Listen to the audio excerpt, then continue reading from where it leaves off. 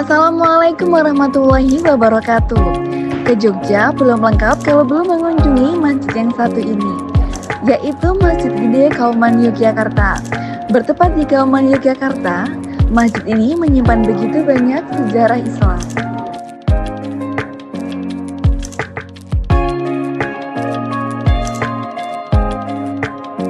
Masjid Gede Kauman bukan hanya bangunan tua, tetapi juga institusi yang hidup dan terus berkembang. Sejak awal berdirinya, masjid ini telah berperan penting dalam menyebarkan ajaran Islam, melahirkan tokoh-tokoh agama, dan menjadi pusat kegiatan sosial masyarakat. Hingga kini, Masjid Gede Kauman tetap menjadi rujukan bagi umat Islam di Yogyakarta dan sekitarnya. Jogja itu punya gelar, jadi sampian dalam ingkang sunuwun dari 1 sampai ke 10 Sayyidin Panatagomo Khalifatullah Senopati ing Aloka. Jadi Sultan Jogja itu sebenarnya Sayyidin Panatagomo Khalifatullah, jadi penata agama, kehidupan beragama, dan seorang khalifah. Sultan Hamengkubuwono yang pertama sebagai sultan pertama di Jogja juga sebagai pendiri masjid ini.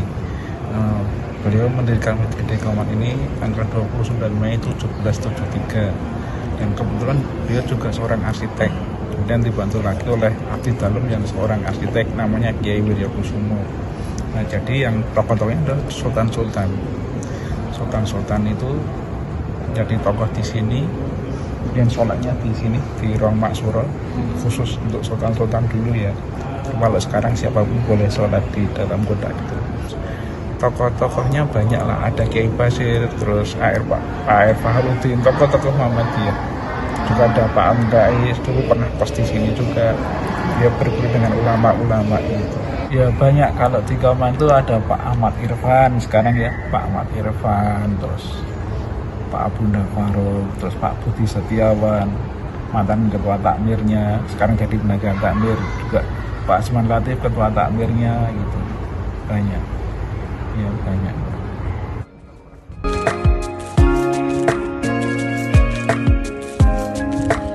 Sejak berdirinya pada abad ke-18, masjid ini telah menjadi saksi bisu perkembangan Islam di tanah Jawa, khususnya di Yogyakarta.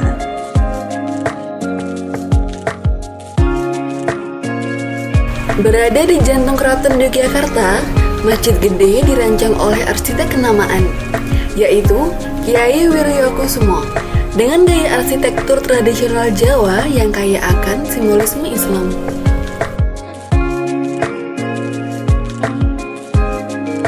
Jadi keraton berdiri, masjid kemudian berdiri, kemudian masjid kan ada yang ngurusi, ada yang muadzin, ada imam, ada khotibnya, ada yang marbot-marbotnya. Diberilah tanah di sekitar masjid, lalu beranak pinak, berkembang biak, beranak cucu menjadi sebuah kampung namanya Kampung Pakauman. Kauman ada dua versi, pertama dari Mukodin, yaitu menegakkan agama, yang kedua lah Pakauman. Kauman itu berasal dari kata Pakauman, Pa itu tempat, Kauman itu kaum ulama, sehingga dari situlah berkembang kegiatan dakwah. Jadi dipakai untuk dakwah. Dulu di Serambi itu dipakai untuk akad nikah, terus bagi waris, terus cerai juga ada. Tapi masjid ini juga menyediakan beberapa fasilitas seperti meja untuk kegiatan TPA,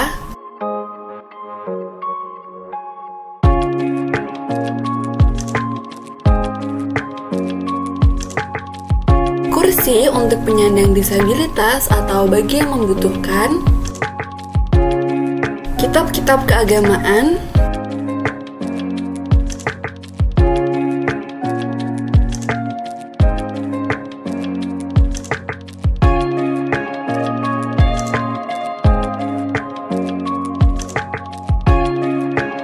dan juga kitab suci Al-Quran.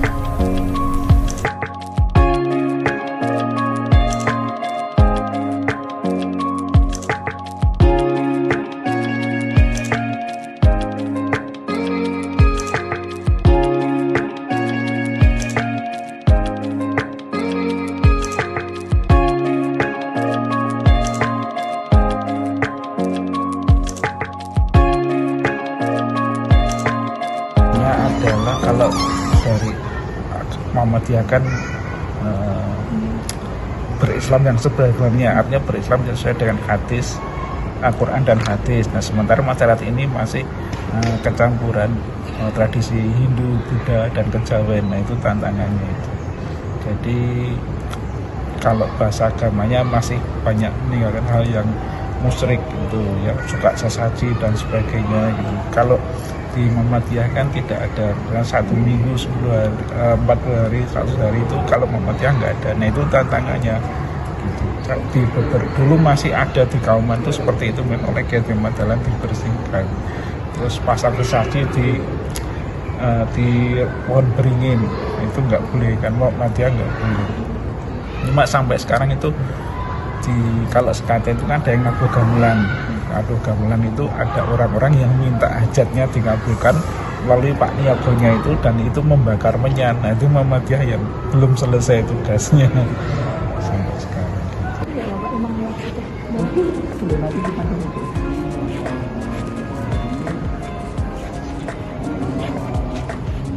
Ini kan kayu putih.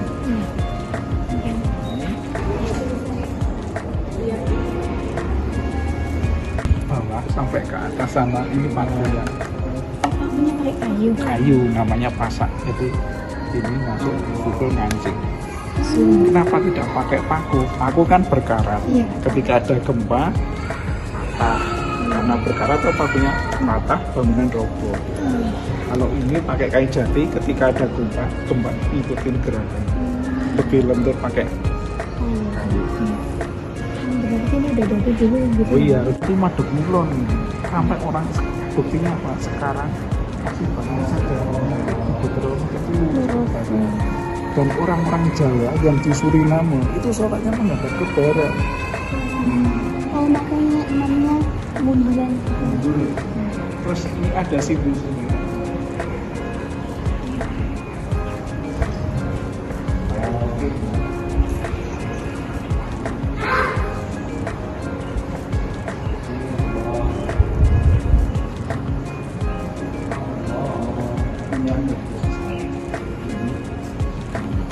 Oh iya, kebalik ya. Salah. Yang satunya gini, satunya gini. Iya, salah. Itu masalah masalah pedasnya itu hadis. Siapa menurut ilmu, maka Allah akan memudahkan baginya jalan menuju surga. Nah, pintar.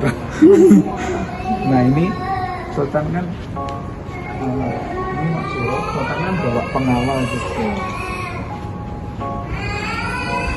Ada yang bawa keris, Oh iya iya. ada yang bawa tombak untuk ngawal Sultan. Ini tempat memang tombak.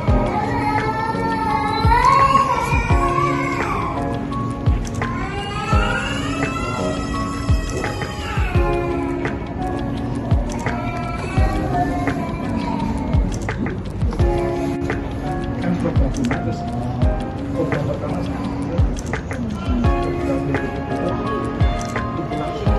kalau kita berjuang itu ada.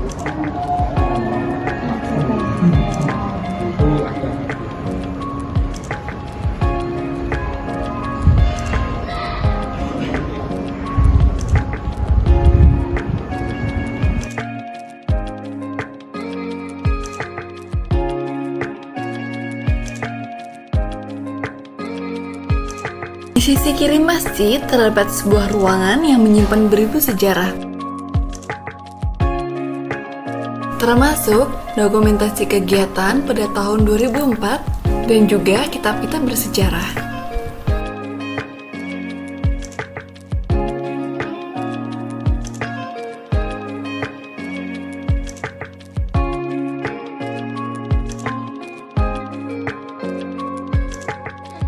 Selain itu, Masjid Gede Kauman juga menjadi pusat penyebaran dakwah melalui media modern Radio Saka. Terletak di komplek masjid, Radio Saka telah menjadi saluran utama untuk menyampaikan pesan-pesan keagamaan, informasi sosial, dan kebudayaan kepada masyarakat. Radio Saka menjadi jembatan antara tradisi dan teknologi dalam mendukung dakwah Islam.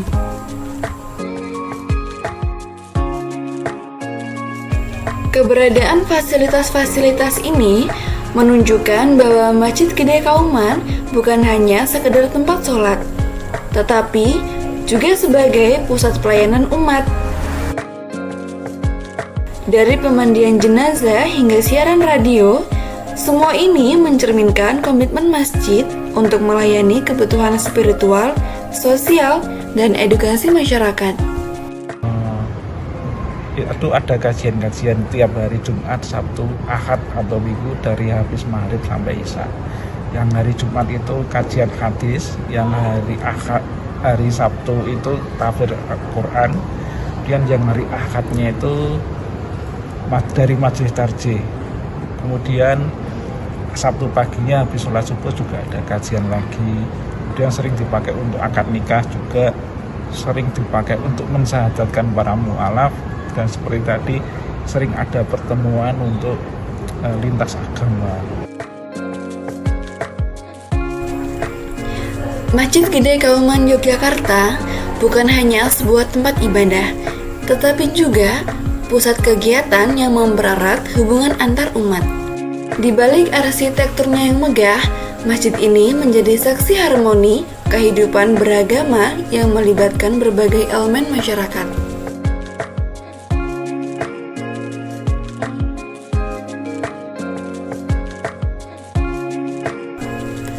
Lebih dari itu, Masjid Gede Kauman juga sering menjadi tuan rumah berbagai kegiatan lintas keagamaan yang melibatkan peserta dari berbagai negara. Forum-forum dialog antar iman, kunjungan budaya, dan diskusi bersama tentang perdamaian dunia sering diadakan di sini. Melalui kegiatan ini, Masjid Gede mengukuhkan perannya sebagai ruang terbuka untuk membangun pemahaman dan kerukunan di tengah keragaman.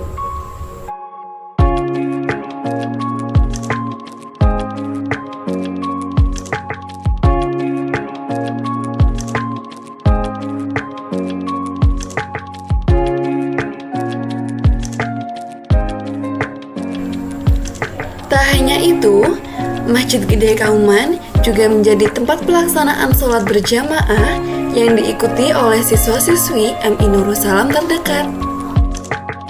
Kehadiran para pelajar ini bukan hanya mencerminkan nilai-nilai kedisiplinan dalam ibadah, tetapi juga upaya menanamkan nilai-nilai Islam kepada generasi muda.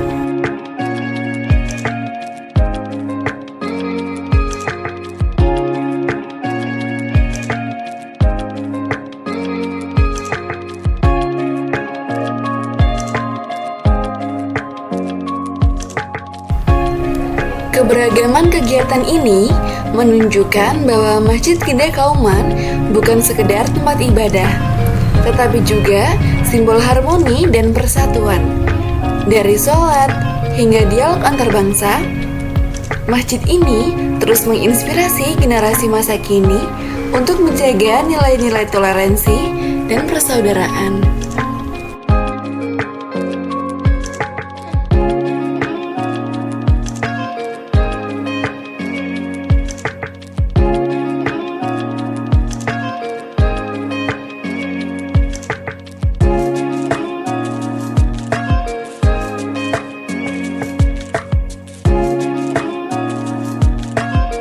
Kauman dan di luar Kauman termasuk untuk sholat inilah, sholat 5 waktu itu siapapun boleh sholat di sini. Tidak ada yang khusus untuk warga Kauman.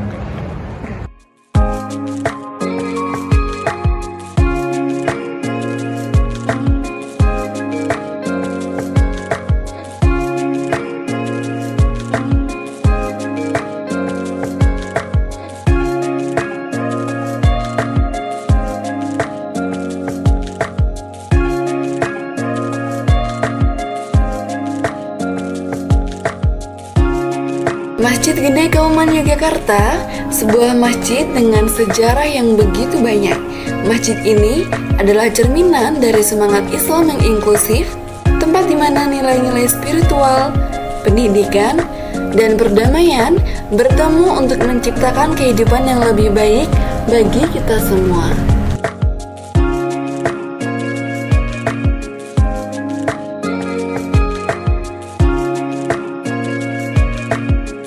kita umum. Kita punya kamar pemandian jenazah.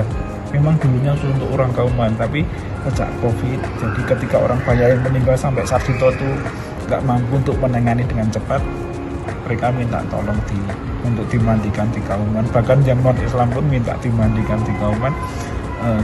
Kita beri kesempatan untuk melihat seperti ini loh perlakuan terhadap mandikan jenazah, dan mereka sangat senang sekali, sangat hormat, diperlakukan dengan baik, boleh melihat langsung gitu. Jadi kadang-kadang yang dimandikan pun sekarang bukan orang Kauman, orang luar Kauman. Sholat juga tidak ada yang khusus untuk orang Kauman.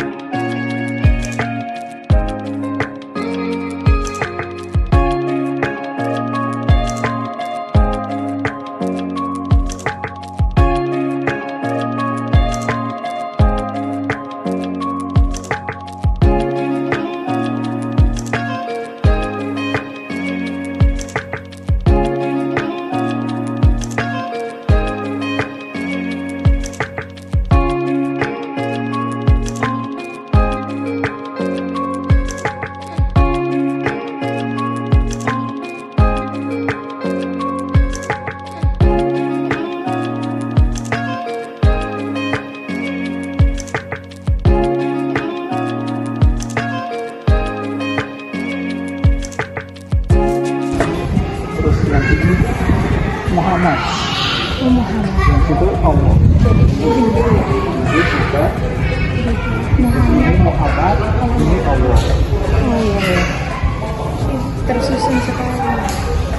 Terus di atas tembok-tembok itu ada buah walu.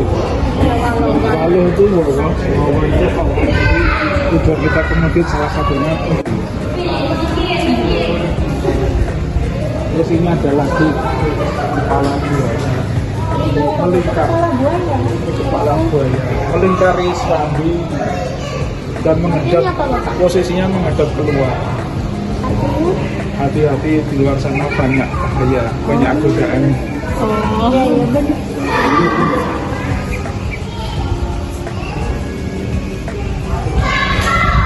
Ini Muhammad. Ini bagus.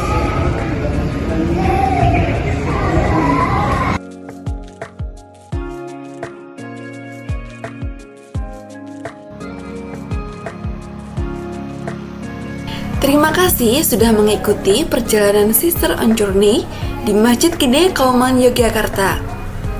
Sebuah destinasi penuh sejarah dan spiritual yang begitu memukau.